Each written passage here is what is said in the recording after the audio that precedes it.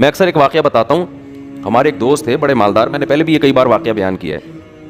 اکلوتے بیٹے تھے اپنے والد صاحب کے, بڑے خوبصورت بھی, اور رہتے بھی کراچی میں بڑے پوش ایریا میں, اور بڑے اچھے عالم بھی بن گئے وہ, پیسہ بھی اللہ نے بہت دیا, لگژری لائف اسٹائل ان کا. ہم ان کے ساتھ گاڑی میں جاتے تھے, گاڑی کہیں پنچر ہو گئی تو ہم تو کھڑے ہو کر پنچر لگوا رہے ہوتے ہیں نا, وہ نہیں لگواتے تھے.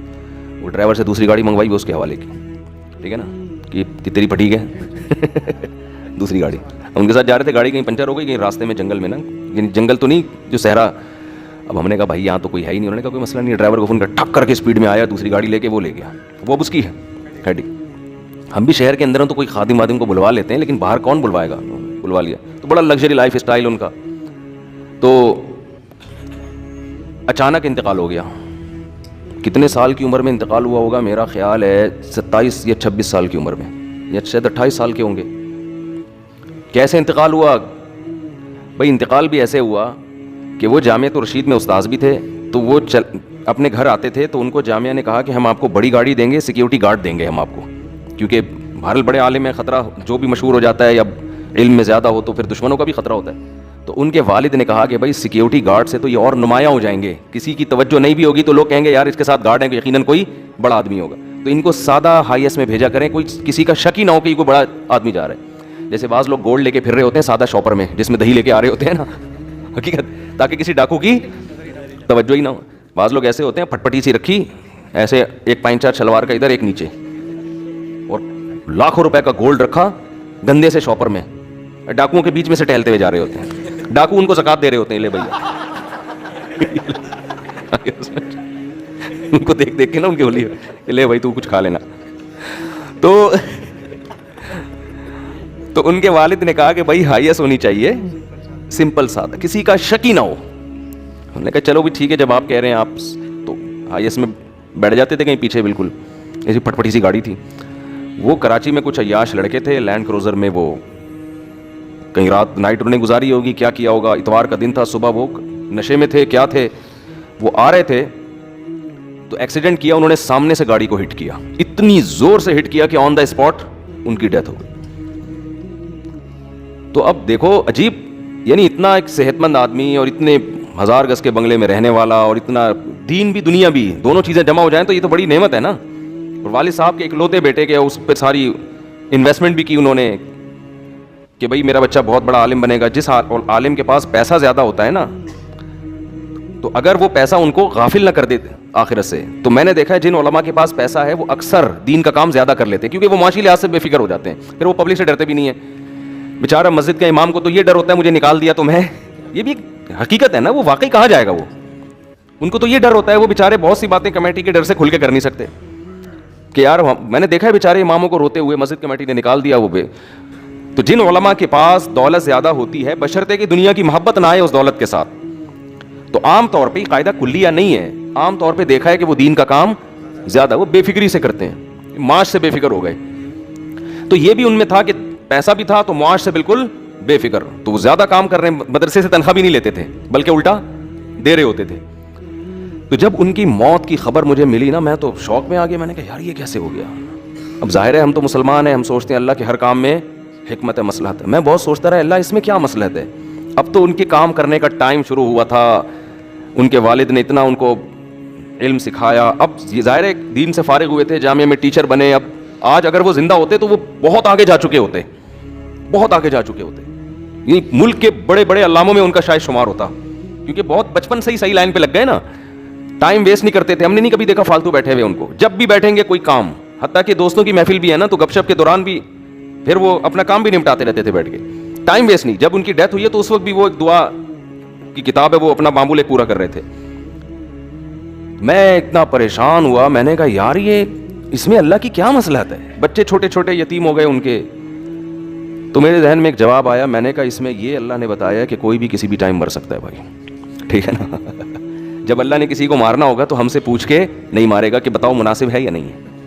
تو میں نے کہا اتنا قیمتی آدمی جو ہر لحاظ سے کامل, اور اس کی ضرورت ہم سے بھی زیادہ تھی زندہ رہنے کی, ہم تو وہ اس لیول کے نہیں تھے. ہم کہا یار ان کو زیادہ زندہ رہنے کی ضرورت ہے. اللہ نے جب وہ ایک دم سے, اور ان کے تو بچنے کے اسباب کے لیے ہم نے ہائیس کا انتظام کیا تھا نا, کہ تاکہ کوئی ٹارگٹ کلر ان کو نشانہ نہ بنائے. وہ ہائیس ہی ان کی موت کا سبب بنی, کیونکہ اگر وہ کوئی مضبوط گاڑی ہوتی تو شاید بھائی ریوو یا ویگو ٹائپ کی کوئی گاڑی ہوتی تو آگے اس کا بونٹ اتنا بڑا ہوتا ہے کہ اس میں حادثے کا امکان کم ہوتا ہے, اور ہائیسٹ کو اگر لینڈ کروزر یا ریوو یا ویگو جیسی گاڑی ہٹ کرے گی وہ تو کچومڑ بن جائے گی نا 2 منٹ میں. تو وہی گاڑی جو ان کی زندگی کا ذریعہ سمجھ کے ان کو دی گئی تھی, وہی گاڑی ان کی موت کا سبب بن گئی. تو ہم نے بھی اتنی موتیں دیکھی, آپ نے بھی دیکھی ہوں گی بھائی, کوئی بھی کسی بھی ٹائم پہ اس دنیا سے جا سکتا ہے. تو شکر ادا کرو, آپ کتنا صحت کا خیال کر لو. گورے کو جو ہم کہتے ہیں نا ان کی عمریں لمبی ہو گئی ہیں, واقعی ایسا ہے, صحت کا بہت خیال کرتے ہیں, لیکن حادثاتی موت ان کے یہاں بھی بہت ہوتی ہے. میرے تو ڈاکٹروں سے بھی رابطے ہیں نا یورپ میں, کچھ جاننے والے ڈاکٹر ہیں, وہ بتاتے ہیں کہ ہم خود پریشان ہوتے ہیں بھائی اس کو ہوا کیا ہے. یعنی ایک آدمی کینسر سے بچنے کے تمام اسباب اختیار کرتا ہے, انتہائی خطرناک قسم کے کینسر میں موت ہوتی ہے اس کی. میں نے کینسر اسپیشلسٹ سے پوچھا, میں نے کہا بھائی جب کینسر سے بچنے کے تمام اسباب ایک آدمی اختیار کر رہا ہے, نہ وہ سگریٹ پی رہا ہے, نہ وہ کچھ اور کر رہا ہے, کوئی ایسا کام جو کینسر کا ذریعہ ہے, پھر کیسے ہو گیا؟ انہوں نے کہا کچھ پتہ نہیں ہوتا, ہوا سے کوئی جرثومہ اٹھ کے اندر چلا جائے. کب تک کیسے بچے گا آدمی؟ کورونا میں دیکھ لیں کتنے لوگوں نے اپنے آپ کو آئسولیٹ کیا, اتنا بچایا نا کہ, لیکن کورونا پتہ نہیں کہاں سے اڑ کے ان کی ناک میں پہنچا اور مار دیا ان کو, مر بھی گئے وہ. احتیاط تو کرنی ہے, بے احتیاطی تو شریعت میں جائز نہیں ہے, لیکن ہوگا وہی جو کون چاہے گا, اللہ چاہے گا. ہمارے جسم پہ ہماری حکومت نہیں ہے. تو انہوں نے بیان میں فرمایا کہ کینسر ہوا, اتنا خطرناک ہڈیوں کا ڈھانچہ بن گیا وہ آدمی, اس کو یقین ہو گیا کہ میں دنیا سے جانے والا ہوں, کوئی کچھ نہیں کر سکتا. سب کو بلا کے معافی مانگی, توبہ کی, اور اللہ نے اچھی موت دی. تبھی تو علماء یہ کہتے ہیں, اور یہ حدیث سے استدلال کیا ہے, کہ وہ نعمت جو آپ کو اللہ سے دور کر دے وہ نعمت نہیں بلکہ عذاب ہے, اور وہ مصیبت جو آپ کو اللہ کے قریب کر دے وہ مصیبت نہیں بلکہ نعمت ہے. اب دیکھو مرنا تو سب نہیں ہے, وہ اگر اسی خوشحالی والی زندگی میں مر جاتے, مرتد ہو کے مرتے, جو ان کے حالات چل رہے تھے, ٹینشن میں مرے, تو توبہ کی اللہ نے توفیق دے دی. ہمارے ایک دوست نے واقعہ بتایا, یہ بڑا اوتھینٹک واقعہ ہے, کہ ایک کرسچن تھا, عیسائی تھا, اس کی جب موت کا وقت آیا نا, ادھر ہی کراچی کا بڑا تاجر تھا وہ, اس کی موت کا وقت آیا, ایمان نہیں ہے نا, تو اب دیکھو پریشانی میں بھی اس کو صحیح گائیڈنس نہیں مل رہی ہے کہ مجھے کیا کرنا ہے. موت کا وقت آیا, جب ڈاکٹر نے موت کا وقت مطلب ڈاکٹر نے بتا دیا کہ آپ اب زیادہ عرصہ زندہ نہیں رہو گے, تو اس نے کیا کیا, اپنی زندگی میں اپنے دوست جو تاجر تھے نا ان کو جمع کیا, اور ان کو یہ کہا کہ میرے لیے نا بہت بڑا لگژری قسم کا بنگلہ خریدو ڈیفینس میں, سمجھ رہے, میں چاہتا ہوں کہ میری موت اس بنگلے میں ہو, میرا جنازہ وہاں سے اٹھے. کیوں بھائی, اب خیریت, دنیا کی محبت کی آپ کو مثال دے رہا ہوں کہ کہاں تک انسان کو لے کے جاتی ہے. ہم تو کہہ رہے ہیں زندہ بھی ہو تو بنگلوں میں دل نہ لگاؤ, کل مر سکتے ہیں, آج مر سکتے ہیں, اور نہیں بھی مرے تو 20-30 سال کا ٹھک ٹھک کر کے تو ٹائم گزرتا ہے بھائی, اتنا ٹائم تھوڑی ہے اس میں. تو وہ کہنے لگا کہ وہ جو عیسائی تھا کہنے لگا کہ میرے ساتھ کے ٹکے ٹکے کے تاجر انہوں نے بنگلے بنا لیے, تو میں ان کو دکھانے کے لیے کہ میں تم سے کم نہیں ہوں, ایسا میری پوری جو جائیداد ہے نا اسے بیچ کے اتنا بڑا بنگلہ ہونا چاہیے, ایسا لگژری ہونا چاہیے کہ میرا جنازہ اٹھے. تو یہ تو ٹکے ٹکے, اس کے الفاظ ہیں, یہ ٹکے ٹکے کے تاجر جو ہے نا, جو میرے سے بہت پیچھے اور بڑے بڑے بنگلوں میں فخر کر رہے ہیں, تو میں چاہتا ہوں میری جنازہ اٹھے ایسے بنگلے سے. چونکہ ایمان نہیں ہے, گائیڈنس نہیں ہے, اس کو پتہ نہیں ہے کہ صحیح کیا ہے اور غلط کیا. او بھائی تو جو اپنے تاجروں کو نیچا دکھا کے تجھے ملے گا کیا؟ مر گئے تو مرنے کے بعد تو کوئی آپ کی تعریف کرے یا کوئی آپ کی برائی کرے, آپ کی صحت پہ کیا اثر پڑے گا؟ تو شکر ادا کرو اللہ نے ہمیں اسلام دیا ہے. ٹینشن آتی ہے تو ہمیں پتہ تو چلتا ہے کس سے جا کے فریاد کرنی ہے, کس کو ہم نے منانا ہے. یہ مصیبت دینے والا کون ہے, مصیبت ہم سے دور کرنے والا کون ہے؟ جس نے مصیبت دی ہے اس نے بتایا کہ اس میں بھی تمہارا فائدہ ہے. یہ اللہ کی بہت بڑی نعمت ہے. دیکھو جتنی بدحالی کا شکار دنیا میں مسلمان ہے نا, اتنا بدحال دنیا میں کوئی نہیں ہے, لیکن ڈپریشن کے مریض سب سے کم آپ کو مسلمانوں میں نظر آئیں گے, سب سے کم. وجہ کیا ہے بھائی؟ اللہ ہے, اللہ ہے, کوئی دیکھ رہا ہے, کوئی خود بخود نہیں ہو رہا سب کچھ. تو جو مذہب سے جتنا قریب ہوگا نا, ٹینشن سے اتنا دور ہوگا. تو دنیا سے دل لگانا, دنیا میں بتاتا ہوں کہ دنیا میں سب سے پہلے جس چیز سے انسان کا دل چپکتا ہے وہ کیا ہے؟ پراپرٹی ہے. وہ پراپرٹی ہے, وہ موٹی موٹی دیواریں اور محلات ہیں جن میں انسان کا دل مائل ہوتا ہے. تو ان چیزوں کو دیکھ کے بولا کرو مٹی.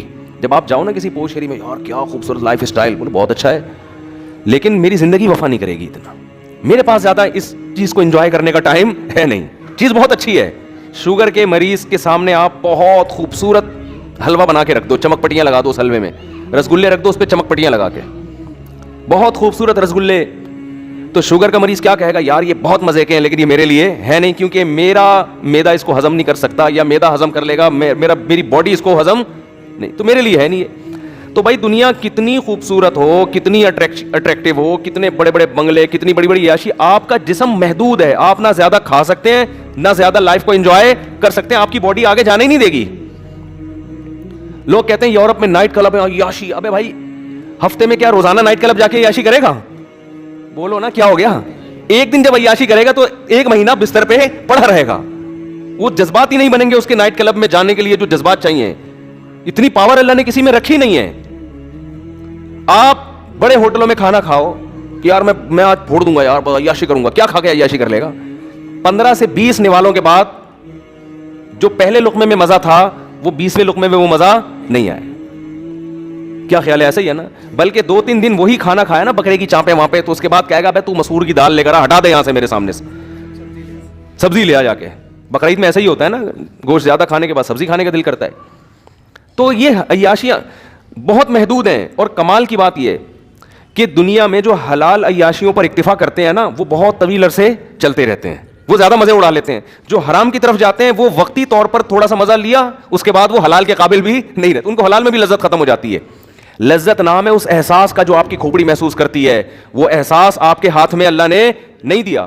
مثال کے طور پر آپ اگر یہ چاہتے ہو کہ میں بہت ہی مرغن کھانا کھاؤں اور مجھے اس میں جتنا مزہ ابھی آ رہا ہے اس کا ڈبل مزہ آئے, تو آپ نے وہ جو ویٹر تھا نا اس کو 500 روپے زیادہ دیے کہ اس میں ایسا کر لے کہ یہ ڈبل مزہ ہو جائے. کہے گا بھائی اتنا ہی آئے گا, اس سے زیادہ نہیں آئے گا. کتنا ہی مزے کا کھانا ہو, آپ اپنے دماغ کی حص تھوڑی بڑھا سکتے ہو. سمجھ میں آ رہی ہے بات کہ نہیں آ رہی؟ وہ تھوڑی بڑھے گی.